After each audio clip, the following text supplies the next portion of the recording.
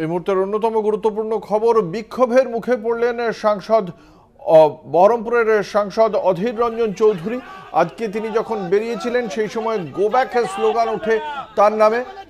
বহরমপুর পুরসভার ঘটনা, সেই পুরসভায় স্থানীয়দের কাছে সমস্যা জানতে গিয়েই বিক্ষোভের মুখে পড়েন অধীর চৌধুরী।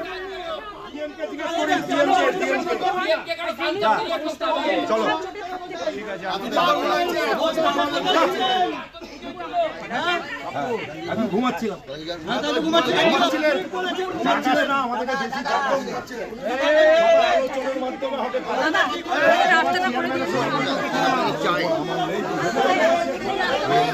আমি যেটুকু ক্ষমতার মধ্যে করতে চাইছি সেখানে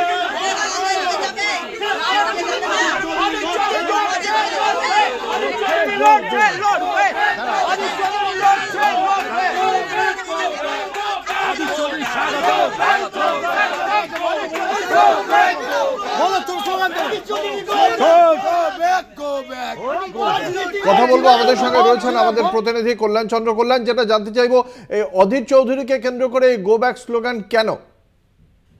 অঙ্কুশ, সেটা হচ্ছে সেখানকার স্থানীয় মানুষ এবং তৃণমূলের বক্তব্য যে অধীর চৌধুরী ভোটের আগে রাজনীতি করতে এসেছেন। তিনি গত 5 বছর এমনকি 25 বছর ধরে উন্নয়নের কোনো প্রশ্ন নেই বহরমপুর শহরে, এখন ভোটের আগে তিনি রাজনীতি করতে এসেছেন এবং সে কারণেই আজকে ওই বহরমপুরে 15 নম্বর ওয়ার্ডে গিয়ে তিনি সাধারণ মানুষের কথা চিন্তা করে তিনি কল বসাতে গেছেন, অর্থাৎ টিউবওয়েল বসাতে গেছেন। এই পানীয় জলের দরকার নেই, কারণ পৌরসভা থেকে বিভিন্ন জায়গায় পানীয় জল করা হচ্ছে।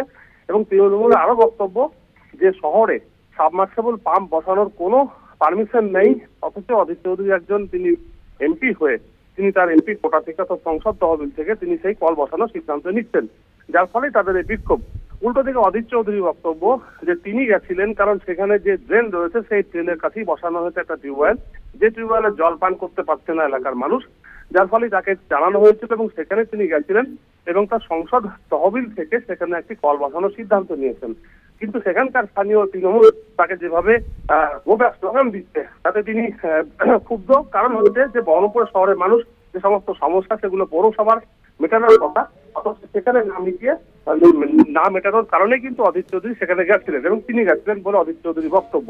পাশাপাশি এই বিষয়ে কিন্তু তৃণমূলের যিনি ভাইস চেয়ারম্যান রয়েছেন, অর্থাৎ বহরমপুর পুরসভার ভাইস চেয়ারম্যান রয়েছেন তরফা, তার বক্তব্য এবং মুখোপাধ্যায় যিনি চেয়ারম্যান, সেক্ষেত্রে দেখা যাক অধীর রঞ্জন চৌধুরী এই নির্বাচনে এই গো ব্যাক স্লোগানের পর তিনি কতটা সমস্যার মধ্যে পড়েন।